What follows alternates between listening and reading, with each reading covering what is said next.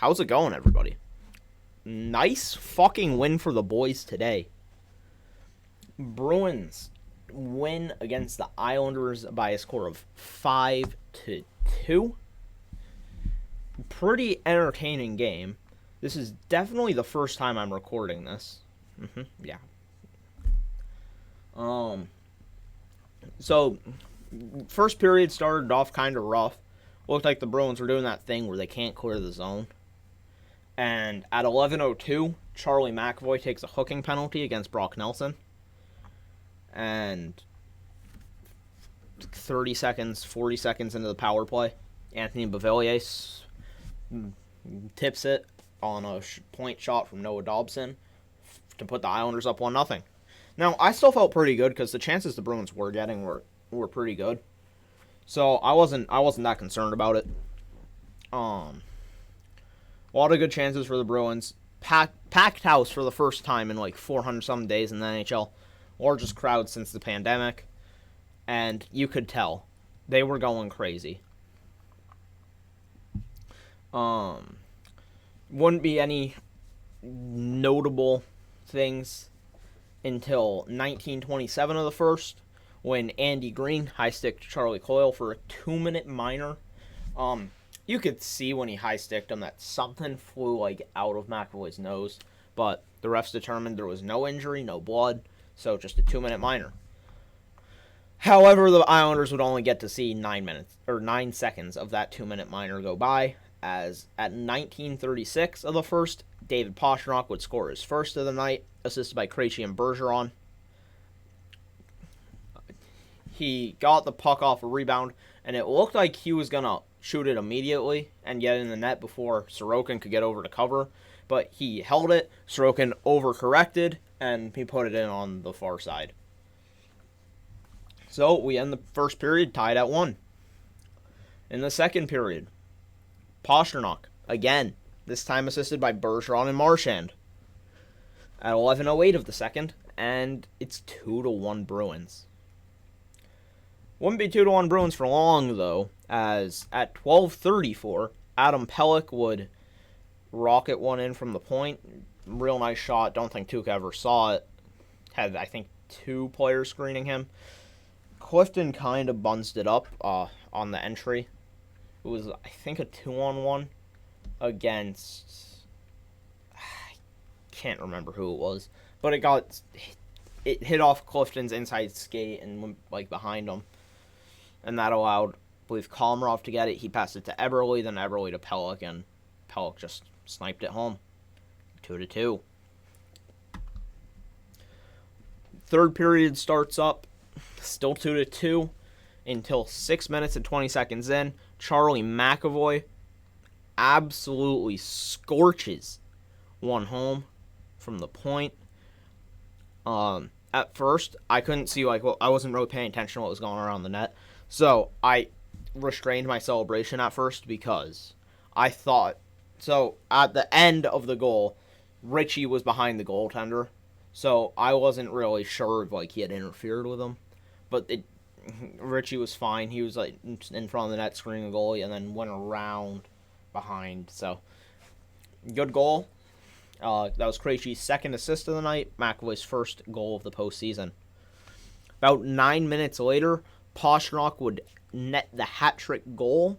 No assists, but Taylor Hall did a great job moving the defense out of the way and screening Sorokin. The Garden was absolutely going crazy. Hats came down for, I want to say, 5 minutes. They line up to take the draw, and there's another hat on the ice. I was running around the house going crazy. Would not be surprised if I have to, stop recording this because someone shows up asking to make sure everything's okay. But it's New England. It's a Bruins night. It's a playoff game.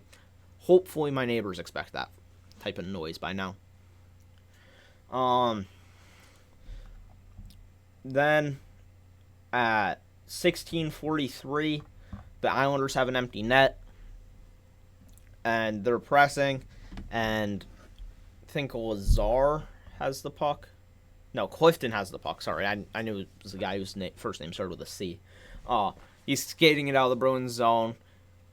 Gets I would have called it a slash if I would have called it at all. I don't know. It was a little light tap on his thigh, but he goes down and it's a tripping penalty for Barzal. And then at 18:35, like 9 seconds left on the power play, Taylor Hall puts one into an empty net to ice the game. Right as the Bruins were breaking out of their zone, I looked over at my dad and I was like, Taylor Hall is about to put this in an empty net. And then, what do you know, Riley to Krejci to Hall into an empty net. The place is going crazy.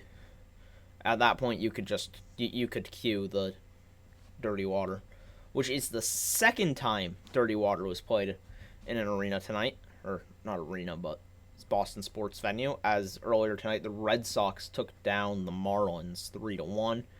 That was an interesting game. Now, I give my player of the game to Pasta, obviously, the hat trick. Then you gotta go Krejci because he had 3 assists, and either McAvoy because he had the game-winning goal, or Bergeron for his 2 assists. So I'll go 4 stars tonight. Your shots on goal: Bruins 40, Islanders 22. Heavy outshot, but that's the Islanders' game.